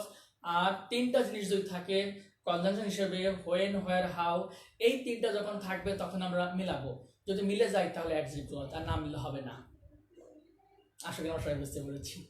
তাহলে এতক্ষণ আমরা দেখলাম নাউন ক্লজ শিখেছি, অ্যাডজেক্টিভ ক্লজ শিখেছি, এখন আমরা শিখবো অ্যাডভার্বিয়াল ক্লজ। যেটা শিখলে আমাদের আজকের আলোচনা শেষ। এটা শিখতে আমাদের নট এ সিঙ্গেল মোমেন্ট, একটা মোমেন্টে লাগবে না। তাহলে আমরা একটু খেয়াল করি, আমরা সবাই খাতার উপরে লিখে নিই, খাতার উপর আমরা সবাই লিখে নিই adverbial clause, adverbial clause, adverbial clause. এখন আসুন অ্যাডভার্বিয়াল ক্লজ আমাদের সিনাটা সংজ্ঞাটা যতটা জরুরি তার থেকে আমরা জরুরি হচ্ছে কিভাবে আমরা অ্যাডভার্বিয়াল ক্লজ শিখব, চিন্তা করো কি হবে। তো এখন আমরা তাহলে কোনটা শিখবো? Adverbial clause. এখন কোনটা শিখবো বন্ধুরা? Adverbial clause. তো অ্যাডভার্বিয়াল ক্লজ তো শেখা শেষ। হাই শুরু করতে হলো না, শেষ। হ্যাঁ আসলে শেষ। আমার এক বন্ধু প্রশ্ন গেছে তাহলে 3 নম্বরটা উত্তরটা কি হবে, তাহলে ওটা দেখেন এখন সেটা দেখবো কেমন। তাহলে দেখুন অ্যাডভার্বিয়াল ক্লজ শেখা শেষ, কিরকম মনে হচ্ছে না? শুরু করতে হলো না শেষ? হ্যাঁ আসলে শেষ। সেটা কিরকম দেখুন বন্ধুরা, আমরা যখন নাউন ক্লজ শিখেছিলাম তো নাউন ক্লজের ক্ষেত্রে আমরা একটা রেস্ট্রিকশন দেখেছিলাম। কি রেস্ট্রিকশন মনে আছে? আমরা বলেছিলাম নাউন ক্লজ আর সোর্স হলো তিনটা, একটা হচ্ছে বি ভার্বের আগে পরে ক্লজ থাকলে, প্রিপোজিশনের পরে ক্লজ থাকলে, আরেকটা বলেছিলাম ভার্বের পরে ক্লজ থাকলে তবে ইট অ্যাপ্লিকেবল হতে হবে, এবং ইট অ্যাপ্লিকেবল হলে বলেছিলাম সেটা নাউন ক্লজ, আর ইট অ্যাপ্লিকেবল না হলে সেটা বলেছিলাম নাউন ক্লজ না। বলেছিলাম সেটা কোন ক্লজ, তো বলেছিলাম সেটা পরে আসছি, ওই পরে আসা মানেই সেটা হচ্ছে অ্যাডভার্ব। তো ওটা তো আগেই শিখেছিলাম, তাই না? ওটা হচ্ছে একটা রেস্ট্রিকশন। আর একটা রেস্ট্রিকশন হচ্ছে আমরা অ্যাডজেক্টিভ ক্লজের ক্ষেত্রে একটা রেস্ট্রিকশন আমরা দেখেছিলাম বন্ধুরা, সেটা কিরকম মনে আছে? কারণ অ্যাডজেক্টিভ ক্লজ আমরা দেখেছিলাম যে নাউনের পরে কোনো ক্লজ থাকলে তবে হোয়েন আর হাউ শুধুমাত্র এদের ক্ষেত্রে যথাযথ অ্যান্টিজেন থাকতে হবে। আমরা দেখেছিলাম নাউনের পরে হোয়েন আর হাউ এদের যথাযথ অ্যান্টিজেন থাকলে আমরা বলেছিলাম সেটা অ্যাডজেক্টিভ ক্লজ, আর অ্যান্টিজেন যথাযথ না থাকলে আমরা বলেছিলাম সেটা অ্যাডজেক্টিভ ক্লজ না। বলেছিলাম সেটা কোন ক্লজ, তখন আমরা বলেছিলাম যে সেটা পরে আসছি। ওই পরে আসা মানে সেটা হচ্ছে অ্যাডভার্বিয়াল ক্লজ। তার মানে হচ্ছে শেখা শেষ। এখন দেখুন ওই যে দুই রেস্ট্রিকশন, নাউন ক্লজের ক্ষেত্রে একটা রেস্ট্রিকশন আর অ্যাডজেক্টিভ ক্লজের ক্ষেত্রে যে একটা রেস্ট্রিকশন, ওই দুই রেস্ট্রিকশনটা হচ্ছে আমাদের অ্যাডভার্বিয়াল ক্লজ। মানে অ্যাডভার্বিয়াল ক্লজ না খুব নির্যাতিত হয়েছে, ওরা যেটা গ্রহণ করেনি, এই না তোকে নিব না, নাউন ক্লজ বলছে তোকে নিব না, অ্যাডজেক্টিভ ক্লজ বলছে না তোকে নিব না, তখন অ্যাডভার্ব তুই আমার কাছে আয়, তোকে তখন নাই না, আমার কাছে আয়, তখন খুব নির্যাতিত হয়েছে। তাহলে ওই যে দুই রেস্ট্রিকশন, ওই দুই রেস্ট্রিকশনটা হচ্ছে আমাদের অ্যাডভার্বিয়াল ক্লজ। তখন শেখা তো শেষ। তারপরে আমরা যেহেতু ওই দিন শর্ট টাইমে আমাদের অ্যান্সার করতে হবে, আমরা একটু স্পেসিফিকভাবে আমরা একটু লিখে রাখি। তাহলে একটা রেস্ট্রিকশন হচ্ছে নাউন ক্লজের ক্ষেত্রে, সেটা হলো কিরকম, যে ভার্বের পরে ইট অ্যাপ্লিকেবল না হলে, ভার্বের পরে ইট অ্যাপ্লিকেবল হতে নাউন ক্লজ। আমার এক বন্ধু জিজ্ঞেস করেছিলেন স্যার নন ফাইনাইট ভার্বের ক্ষেত্রে, সেই উত্তরটা এখনই পেয়ে যাবেন। তাহলে আমরা দেখবো ভার্বের পরে ইট অ্যাপ্লিকেবল না হলে, ভার্বের পরে ইট অ্যাপ্লিকেবল হয়ে যেত সেটা কোন ক্লজ, নাউন ক্লজ। আর ভার্বের পরে ইট অ্যাপ্লিকেবল না হলে সেটা হচ্ছে অ্যাডভার্ব। তাহলে আমরা একটু চিনে আসি এক নম্বর সোর্স কিরকম, ভার্ব এর পরে ইট অ্যাপ্লিকেবল না হলে। আজকের থেকে ইনশাল্লাহ আপনাদের আর জীবনে কোনো পরীক্ষায় ক্লজ নিয়ে কোনো ঝামেলা হবে না ইনশাল্লাহ। এরপর আমি আপনাদেরকে শিট দেখাবো কতগুলো কোর্স আমরা পারবো। ভার্বের পরে ইট অ্যাপ্লিকেবল না হলে, না হলে তাহলে বিষয়টা কি বুঝতে হবে কেমন না। আমরা একটু এক্সাম্পল লিখি, এখানে লিখলাম I go when he comes। দেখেন I go when he comes। একটা পরীক্ষা এরকম আসছিল, he runs how I say। এটা একটা পরীক্ষা এসছে, he runs how I say। এরপর একটা পরীক্ষা এরকম আসছে যে he walked he walked where I went। সে হেঁটেছিল যেখানে আমি গিয়েছিলাম। ব্যাস, আর লাগবে না, তিনটা কিন্তু পিএসসি করছেন। তাহলে দেখুন তো আমরা কি জেনেছি, ভার্বের পরে ইট অ্যাপ্লিকেবল না হলে। মজার বিষয় হলো এখানে তিনটাই কিন্তু ভার্বের পরে আছে, এখানে গো ভার্ব, এখানে রানস ভার্ব, এখানে হোয়াট ভার্ব। এখন বন্ধুরা আমরা একটু দেখি তো যে এখানে ভার্বের পরে ইট কি অ্যাপ্লিকেবল হয়েছে কি হয়নি। প্রথম ক্লাস আমরা কল্পনা করি, এখানে গো এরপরে ইট হচ্ছে লিখি আই গো ইট, আমি এটা যাই, এটা হয়। এই গো ভার্বের সাথে কি ইট যায়, আমি এটা যাই, নিশ্চয়ই যাই না। যেহেতু এখানে ভার্বের পরে ইট অ্যাপ্লিকেবল হলো না, তার মানে যেহেতু হলো না সেহেতু ওটা হচ্ছে অ্যাডভার্ব। আর ভার্বের পরে ইট অ্যাপ্লিকেবল হয়েই যেত, তাহলে কোন ক্লজ তো, নাউন ক্লজ। ধরুন এখানে যদি থাকতো যে I see when he comes, I see when he comes, এখানে সি থাকতো I see when he comes, কোন ক্লজ হতো। তাহলে সির পরে ইট করতে লেখেন আই সি, আমি এটা দেখি, হ্যাঁ কত কিছু দেখি, তখন এটা হয়ে যেত নাউন ক্লজ। সে একই when he comes, একই ক্লজটা, কিন্তু একই ক্লজটা কখন হলো নাউন, কখন হচ্ছে অ্যাডভার্ব, ডিপেন্ড করছে কার উপরে, ওই ইট অ্যাপ্লিকেবল হওয়া না হওয়া। তার মানে বন্ধুরা যখন ভার্বের পরে কোনো ক্লজ থাকবে, আমরা প্রথম টার্গেট কি দিব, ইট লিখবো মনে মনে। যদি ইট হয়ে যায় নাউন, ইট না হলে অ্যাডভার্ব। মনে থাকবে, আর ইট আটকাতে পারবে না। তাই যদি হয় তাহলে পরবর্তী question, he runs how I say, সে দৌড়ায় যেভাবে আমি বলি। তাহলে এখানে ভার্ব রানস, এই রানস এর ইট হতে লেখেন হি রানস ইট, সে এটা দৌড়ায়। এটা তাহলে হয় না, যেহেতু হয় না সেহেতু কোনটা, সেটা সেটা অ্যাডভার্বিয়াল ক্লজ। আর যদি ভার্বের পরে এখানে ইট অ্যাপ্লিকেবল হয়েই যেত, তাহলে কোন ক্লজ হতো, নাউন ক্লজ। বুঝা গেছে না। ধরেন এখানে থাকলো যে হি টোল্ড হাউ আই সে, এবার বললেন এটা কোন ক্লজ, ইট করতে লেখেন হি টোল্ড ইট, সেটা বলেছে, হ্যাঁ হতেই পারে, তার মানে তখন হয়ে যাবে এটা নাউন ক্লজ। তখন সে একই হাউ আই সে, তখন নাউন ক্লজ কোন অ্যাডভার্ব, ডিপেন্ড করছে কার উপরে, এই ইট মিলে যাওয়া। তাহলে কি ভার্বের পরে থাকলে আমরা টার্গেট কি দিব, ইট। যদি ইট মিলে যায় নাউন ক্লজ, না মিললে অ্যাডভার্ব। তো আগে শিখেছি আমরা, বুঝা গেছে না। তাই তো হয়, এটা কেসে তো আসছে হি ওয়াকড হোয়ার আই ওয়েন্ট, এটা কি অ্যাডভার্বিয়াল ক্লজ হয়েছে কি হয়নি, অ্যাডভার্বিয়াল ক্লজ কি হয়েছে কি হয়নি, সবাই একটু লিখি অ্যাডভার্বিয়াল ক্লজ হয়েছে কি হয়নি।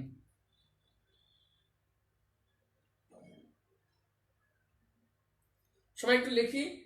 আমাদের কাজিমও লিখেছেন, স্যার আপনি এত সুন্দর করে কথা বলেন, আপনার ক্লাস যত দেখি মুগ্ধ হয়ে যায়, থ্যাংকস এ লট, এত সুন্দর করে বোঝানো হচ্ছে। থ্যাংক ইউ ভাই, থ্যাংক ইউ।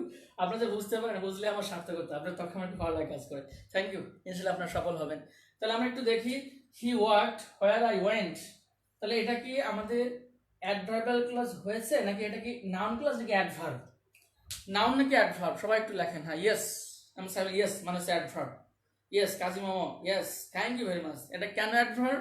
কারণ এখানে ভার্বের পরে ইট অ্যাপ্লিকেবল হয়নি, হি ওয়ার্কড ইট, সে এটা হয় না, দ্যাটস এন অ্যাডভার্ব। তার মানে আমরা বুঝলাম যে ওই এক রেস্ট্রিকশন ভার্বের পরে ইট অ্যাপ্লিকেবল না হলে। আরেকটা রেস্ট্রিকশন হলো, আমি এরপর আপনাদেরকে দেখাবো এই দুইটাতে সীমাবদ্ধ না, লাস্ট অফ অল আমি আপনাদেরকে দেখাবো যে অ্যাডভার্ব ক্লজ সিনার আরেকটা টনিক আপনাদেরকে বলবো। এই দুইটা কিন্তু সীমাবদ্ধ না, দুই রেস্ট্রিকশন সীমাবদ্ধ না, এরপর একটা দেখাবো টনিক আছে, সেটা দেখাবো, সেটা দেখলে একদম শেষ। তাহলে একটু খেলে এতটা আমরা দেখলাম ভার্বের পরে ইট অ্যাপ্লিকেবল না হলে। আরেকটা রেস্ট্রিকশন আমরা দেখেছিলাম যে অ্যাডজেক্টিভ ক্লজের ক্ষেত্রে আমরা দেখেছিলাম যে নাউনের পরে হোয়েন আর হাউ এদের যথাযথ অ্যান্টিসিডেন্ট না থাকলে। তাহলে আমরা একটু লিখি 2 নম্বর, নাউন এর পরে হোয়েন হোয়ার হাউ, কি বলছি, নাউনের পরে হোয়েন হোয়ার হাউ এদের যথাযথ অ্যান্টিসিডেন্ট না থাকলে, হাউ এদের যথাযথ অ্যান্টিসিডেন্ট না থাকলে, না হলে, তাহলে কি বলেছি, নাউনের পরে হোয়েন হোয়ার হাউ এদের যথাযথ অ্যান্টিসিডেন্ট না থাকলে। তাহলে জিনিসটা কি বুঝতে হবে কি হবে না?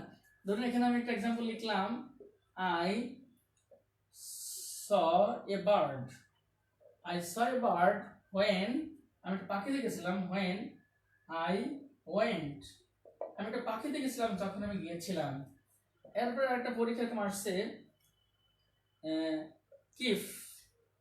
keep the book, বইটা রাখো, where I go, যেখানে আমি যাই, where I go, এটা একটা পরীক্ষা আসছে। এরপর দেখুন লিখলাম tell a story how I know, গল্পটা বলবো যে আমি জানি, ব্যাস আমরা তিনটা সেন্টেন্স লিখেছি। তাহলে আমরা কি জেনেছি যে নাউনের পরে হোয়েন হোয়ার হাউ, আবার বলি নাউনের পরে হোয়েন হোয়ার হাউ এদের যথাযথ অ্যান্টিসিডেন্ট না থাকলে, এদের তো যথাযথ অ্যান্টিসিডেন্ট থাকলে তো সেটা কোন ক্লজ ছিল, অ্যাডজেক্টিভ ক্লজ, আর এদের যথাযথ অ্যান্টিসিডেন্ট না থাকলে সেটা হবে অ্যাডভার্ব। চমৎকার সেখানে যেগুলো পিএসসিতে আসছে এবং প্রত্যেকটা কিন্তু নাউনের পরে আছে। এখানে দেখুন বার্ড হচ্ছে নাউন, বুক হচ্ছে নাউন, স্ট্রিট হচ্ছে নাউন। এখন দেখুন তো এই যে নাউনের পরে যে আছে এবং হোয়েন আর হাউ এরা কি যথাযথ আছে কিনা দেখুন তো। I saw a bird when I went, তাহলে বার্ড মানে হচ্ছে পাখি আর হোয়েন মানে সময়, মিল আছে? নাই, মিল নাই। এই মিল যেহেতু নাই সেহেতু এটা অ্যাডভার্ব। আর মিল হলে কি হতো, অ্যাডজেক্টিভ। যেরকম বলতাম I saw a bird at 4 PM, যেরকম বলতাম at 4 PM, I saw a bird at 4 PM when I went, তখন মিল ছিল, কারণ 4 PM হচ্ছে সময়, হোয়েন মানে সময়, তখন মিল ছিল, তখন সেটা হয়েছে অ্যাডজেক্টিভ। একই তো কিন্তু সে হোয়েন আই ওয়েন্ট, একই তো ক্লজ, তার মানে মিলে যাওয়া। যদি এখানে মিলে যায় হোয়েন আর হাউ তাহলে অ্যাডজেক্টিভ, আর যদি না মিলে অ্যাডভার্ব। পরের সেন্টেন্সে দেখেন keep the book where I go, তাহলে এখানে বুক মানে হচ্ছে বই আর হোয়ার মানে হচ্ছে যে কোথায়, তাহলে বুকের কোথায় কি মিল হয় না, যেহেতু মিল না সেহেতু এটা হচ্ছে অ্যাডভার্ব। আর যদি মিলেই যেত তাহলে কি হতো, অ্যাডজেক্টিভ। যদি এরকম বলতো keep the book on the table, টেবিলের উপর বইটা রাখো হোয়ার আই গো, যেখানে আমি যাই, তাহলে টেবিলের একটা জায়গা, হোয়ার আমার জায়গা, তখন তো সেটা হচ্ছে অ্যাডজেক্টিভ। তা আমরা একটু খেয়াল করছেন যে নাউনের পরে মনে রাখতে হবে, নাউনের পরে হোয়েন আর হাউ থাকলে আমরা মিলাবো, যদি মিলে যায় অ্যাডজেক্টিভ, না মিললে অ্যাডভার্ব। নাউনের পরে মনে রাখতে হবে। আর ভার্বের পরে থাকলে কি দিব, ইট, যদি ইট মিলে যায় নাউন ক্লজ, আর না মিলে অ্যাডভার্ব। আর নাউনের পরে যদি হোয়েন আর হাউ থাকে, নাউনের পরে তো যে কোনো ক্লজ থাকলে অ্যাডজেক্টিভ, কিন্তু এটা হচ্ছে হোয়েন আর হাউ, নাউনের পরে যখন হোয়েন আর হাউ থাকবে তখন মিলাবো, যদি মিলে যায় অ্যাডজেক্টিভ, না মিললে অ্যাডভার্ব। তাই তো হয় এই কোর্সে পেজটা আসছে tell a story how I know, গল্পটা বলো যেভাবে জানি। তাহলে এইটা কি আমাদের অ্যাডভার্ব হয়েছে কি হয়নি, tell a story how I know, tell a story how I know adverb হয়েছে কি হয়নি দেখি একটু সবাই জানান তো। Tell a story how I know এটা কি অ্যাডভার্ব হয়েছে কি হয়নি, সবাই একটু জানান। Tell a story how I know, সবাই একটু জানান তো অ্যাডভার্ব কি হয়েছে কি হয়নি। Tell a story how I know, দেখি কে কে বুঝতে পেরেছেন। Tell a story how I know এটা কি অ্যাডভার্ব হয়েছে কি হয়নি। ইয়েস স্যার হয়েছে, কাজী মামা ইয়েস স্যার হয়েছে, থ্যাংক ইউ থ্যাংক ইউ। দেখি আর কে কে বুঝতে পেরেছেন, দেখি কে কে বুঝতে পেরেছেন। Tell a story how I know, আমি একটু দেখাবো যে আরেকটা টনিক বলবো, এই টনিকে আপনাকে আর অ্যাডভার্ব জন্য আটকাতে হবে না। হেলাল মাহমুদ ইয়েস স্যার হয়েছে, thank you dear. Mahbub Sajib দেখি হয়েছে কিনা। Tell a story how I know, হ্যাঁ হয়েছে। কেন হয়েছে অ্যাডভার্ব? কারণ এখানে স্টোরি মানে তো গল্প, আর হাউ মানে তো কিভাবে। এখন গল্প আর কিভাবে কি মিল খায় না? মেলে না, এই জন্য এটা অ্যাডভার্ব। আর যে মিলেই যেত তাহলে কি হতো? অ্যাডজেক্টিভ। যদি এখানে বলতো tell story in such way, in such a way, এমন ভাবে বলো যেভাবে জানি, তাহলে ওয়ে মানে পন্থা, হাউ মানে পন্থা কিভাবে, তখন সেটা হয়ে যাবে অ্যাডজেক্টিভ। দেখুন একই তো সেই হাউ আই নো। তার মানে কি আমাদের সিস্টেমে শিখতে হবে, পরে যে কি আছে এটা আমাদের দেখার বিষয় না, হাউ আছে না হোয়েন আছে এটা আমাদের দেখার বিষয় না, আমরা দেখবো সিস্টেমে। তাহলে আমরা কি বুঝলাম এতক্ষণ? যে নাউনের পরে যখন হোয়েন আর হাউ থাকবে, আবার বলি নাউনের পরে যখন হোয়েন আর হাউ থাকবে তখন আমরা কি করব? মিলাবো। যদি মিলে যায় অ্যাডজেক্টিভ ক্লজ, না মিলে অ্যাডভার্ব। তাহলে বন্ধুরা আমরা অ্যাডভার্ব ক্লজ ওই দুই রেস্ট্রিকশন, নাউন ক্লজের একটা রেস্ট্রিকশন যে ভার্বের পরে ইটারভিবল না হলে, আর অ্যাডজেক্টিভ ক্লজের ক্ষেত্রে একটা রেস্ট্রিকশন যে নাউনের পরে হোয়েন আর হাউ তথা অ্যাডজেক্টিভ না থাকলে। আর 3 নম্বর একটা পলিসি আপনাদেরকে বলবো, খুব সিম্পল একটা পলিসি বলবো, সেটা হলো ধরুন একটা সেন্টেন্স দেওয়া আছে, একটা কোশ্চেন দেওয়া আছে, ধরুন এখানে দেওয়া থাকলো যে দো হি কেম হিয়ার, ভালো করে খেয়াল করে, এটা কিন্তু আসে, দো he came here, though he came here he did not see me, did not see me, though he came here he did not see me. এখন এটা কোন ক্লজ বলবেন বলুন? Though he came here he did not see me, এটা কোন clause বলবেন? আসুন 3 নম্বর theory আপনাদেরকে বলবো, এই থিওরি মনে রাখবেন, দেখবেন জীবনে কোনোদিন ভুল হবে না। 3 নম্বর থিওরি হলো কি, যে ধরেন যে সেন্টেন্সটা দেওয়া থাকবে আমরা ওই সেন্টেন্সটা মিলাতে যাব, যে নাউন ক্লজ হয় কিনা, অ্যাডজেক্টিভ ক্লজ হয় কিনা। যদি নাউন বা অ্যাডজেক্টিভ হয়ে যায় তো হয়েই গেল। আর যদি এমন হয় যে নাউন ক্লজে হচ্ছে না, অ্যাডজেক্টিভ ক্লজে হচ্ছে না, তখন কোন ক্লজ সেটা? চোখ বুঝে অ্যাডভার্ব, না কোনো কারণ টারণ নাই, চোখ বুঝে সেটা অ্যাডভার্ব। মানে ব্যাপারটা হলো কিরকম, যে দেখুন তো এখানে দো হি কেম হিয়ার, এটা আমরা মিলাইতে চাই তো নাউন ক্লজ হয় কিনা। তাহলে নাউন ক্লজ আর সোর্স আমরা জেনেছিলাম তিনটা, বি ভার্বের আগে পরে এটাকে আসে না, নাউন প্রিপোজিশনের পরে তাও না, ভার্বের পরে তাও না, মানে এটা নাউন ক্লজ হলো না। দেখি তো অ্যাডজেক্টিভ ক্লজ হয় কিনা। অ্যাডজেক্টিভ ক্লজ হওয়ার ক্ষেত্রে আমরা দেখেছিলাম একটা নাউনের পরে, এটা কি নাউনের পরে আসছে না, তার মানে এটা অ্যাডজেক্টিভ ক্লজ হলো না। তাহলে কোন ক্লজ? চোখ বুঝে অ্যাডভার্ব, চোখ বুঝে, কোনো কারণ না, এটা হচ্ছে অ্যাডভার্ব। মানে ব্যাপারটা এরকম, আমি আপনাদেরকে বলি যে ধরেন একটা বাকেটে অনেকগুলো পার্টিকেল আছে, অনেকগুলো পার্টিকেল আছে, তার মধ্যে দুইটা পার্টিকেল আছে দুই রকম, আর যা আছে সব এক গোত্রে। এখন দুইটাকে যদি আমরা আলাদা করে ফেলতে পারি তাহলে বাদ বাকি যা আছে সব এক গোত্রে। হ্যাঁ, আমরা নাউন আলাদা করে ফেলেছি, অ্যাডজেক্টিভ চিনতে পেরেছি, এখন বাদ বাকি যা থাকবে আল্লাহর রাস্তায় সব অ্যাডভার্ব। বুঝা গেছে না? কাজে দিস ইজ দ্য টেকনিক। কাজে এই টেকনিক অ্যাপ্লাই করে আপনি বইয়ে যাবেন, আপনাকে অ্যাডভার্বস না একটা 10 পৃষ্ঠা আলোচনা করবে, adverb time, adverb manner, adverb action. আমাদের কি অতগুলো জানার দরকার আছে? নো, আমরা শুধু নাউন ক্লাস দেখেছি, আমরা অ্যাডজেক্টিভ ক্লাস চিনেছি, তাতে আমাদের অ্যাডভার্বাল ক্লাস চিনা শেষ। একটু খেয়াল করেছেন বন্ধুরা? This is technique, this is technique. কাজে এইভাবে যখন টেকনিক অ্যাপ্লাই করে আপনারা যাবেন তখন দেখবেন আর আপনাদেরকে আটকাতে পারবে না। কাজেই এতক্ষণ আপনারা যেটা দেখলাম, আমার সাথে একটু দেখুন আপনারা, যে আমরা আজকে যেটা দেখলাম নাউন ক্লজ আর সোর্স ভার্ব তিনটা আমার সাথে বলেন আপনারা, ক্লাসে হয়ে যাবে। বি ভার্বের আগে পরে ক্লজ থাকলে, প্রিপোজিশনের পরে ক্লজ থাকলে এবং ভার্বের পরে ক্লজ থাকলে তবে এটা অ্যাপ্লাই করতে হবে। অ্যাডজেক্টিভ ক্লজ সোর্স হলো একটাই, নাউনের পরে কোনো ক্লজ থাকলে, তবে হোয়েন আর হাউ এদের ক্ষেত্রে যথেষ্ট অ্যান্টিজেন থাকতে হবে।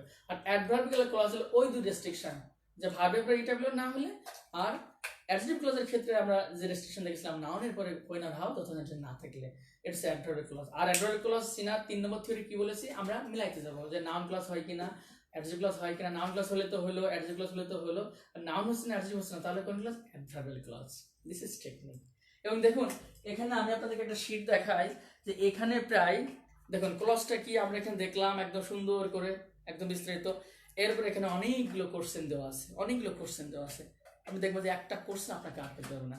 ঠিক এরকম করে যখন আমরা টপ টু বটম একদম রুট লেভেলে চলে যাবো তখন দেখবেন আপনাকে আর আটকাতে পারবে না। কাজে এভাবে করে আমরা সামনের দিনগুলোতে চলে যাব। তো যাই হোক, এতক্ষণ যে আপনারা লেগে আছেন, আমি বলবো যে এই করোনাকালীন সময়ে আপনারা যারা রাইট, বিন্যাস সমস্যা মতো আলাদা করে, থ্যাংক ইউ, থ্যাংক ইউ। হ্যাঁ, বুঝতে পারলে হলো। তো দেখুন এই করোনাকালে আপনারা যারা অনলাইনে অ্যাক্টিভ আছেন তারা কিন্তু আপনারা এগিয়ে থাকবেন। কারণ অনেকেই ভাবছে যে কি হয় দেখি পরবর্তীতে কি হয়, স্বাভাবিক হোক, পিএসসি কবে পরীক্ষা নেয়। দেখুন একটু স্বাভাবিক হলে পিএসসি ঝটপট করে কিন্তু পরীক্ষা অ্যারেঞ্জ করে দেবে। তখন কি আপনাকে বলবে যে আপনি তো প্রস্তুতি নিতে পারেন না, তো 2 মাস সময় দিলাম, 2 মাস পরে আমরা পরীক্ষা নিব, এটা কি পিএসসি বলবে? না, কখনই বলবে না। কিন্তু এই সময় যারা আপনারা এভাবে করে কষ্ট করে, আমি জানি যে 1 ঘন্টা 1.5 ঘন্টা আমার সাথে লেগে আছে, আমি জানি কত কষ্ট করে আপনার লেগে থাকতে হচ্ছে। যারাই এই কষ্ট করে আপনার লেগে থাকবেন তারাই দেখবেন আপনারা সফল হবেন। কারণ পরীক্ষা দেয় 5 লাখ, ক্যাডার মাত্র 2000। আবার বলি, পরীক্ষা দেয় 5 লাখ, ক্যাডার হয় 2000। কোন 2000? যারা ঠিক নিজেকে তিল তিল করে কম লেগে আছে তারাই কিন্তু ক্যাডার হয়। তো যাই হোক, সবাইকে স্বাগতম আমাদের পরবর্তী ক্লাসে। আপনারা এরকম লেগে থাকবেন, দেখবেন ইনশাল্লাহ আপনি হবেন আগামী দিনের সেই সফল একজন মানুষ। আমি আপনাদেরকে ভোকাবুলারির উপর একটা কথা বলবো। ভোকাবুলারি নিয়ে অনেকেই সমস্যা আসে, আমাকে ফোন করে। ভোকাবুলারি নিয়ে আমি আপনাদেরকে একটা সমাধান দিব। ভোকাবুলারির উপর আমাদের 6 থেকে 7 মার্চ, এমনকি 8 মার্চে চলে আসে, এটা অনেকেই ভুল করে, কেমন? তো এইটা আমাকে অনেকেই ফোন করে, স্যার আমি ডিকশনারি মুখস্থ করা শুরু করে দিয়েছি, কিন্তু এটা লাগবে না। আমি কিছু নির্দিষ্ট 400 শব্দের একটা বিন্যাস, এই শব্দগুলো আপনাদেরকে আমি দেখাবো, এইগুলো পড়লে হয়ে যাবে। দেখেন এখানে আমার কাছে একটা লিস্ট আপনাদেরকে দিয়েছি আমি, যারা আমরা পেয়েছেন। এখানে যতগুলো শব্দ আছে, synonyms, antonyms, appropriate prepositions, idioms and phrase, word formation, spelling, হ্যাঁ, এবং প্রবাদ বা প্রভার্বস, এই শব্দগুলো আপনারা যাদের কাছে আছে ওই শব্দগুলো শুধু পড়বেন, এর বাইরে নন, এটা একদম লাগবে না। কিরকম? ধরুন সিনোনিমসের উপরে এখানে আছে যে অল্টিটিউড মানে হচ্ছে উচ্চতা। এভাবে কোশ্চেন আসবে, what is the synonyms of altitude? অল্টিটিউডের সিনোনিমস কি? সেখানে দেওয়া থাকলো লো, ডাউন, মিডিল এবং হাইট। তাহলে লো হবে না, ডাউন হবে না, মিডিল হবে না। আমরা জানি হাইট মানে উচ্চতা, তাহলে এটাই হবে। আবার আমরা জানি অ্যাপেক্স মানে উচ্চতা, তো হাইট না থেকে যদি অ্যাপেক্স থাকে তাহলে ওই অ্যাপেক্স কিন্তু উঠতে হবে। তার মানে কি, একটু খেয়াল করেছেন কোশ্চেন পারা না পারা ডিপেন্ড হচ্ছে শব্দের অর্থ জানা না জানার উপরে। আমি যদি শব্দের অর্থই না জানি তাহলে কি মিলাইতে পারবো? মিলাইতে পারবো না। কাজে ধরে ধরে সে অর্থগুলো গেস করবেন, কোন শব্দগুলো, যে শব্দগুলো আমি লিস্টে দিয়েছি শুধু ওই শব্দগুলো পড়বেন, তাহলে দেখবেন আর ইনশাল্লাহ ভুল হবে না।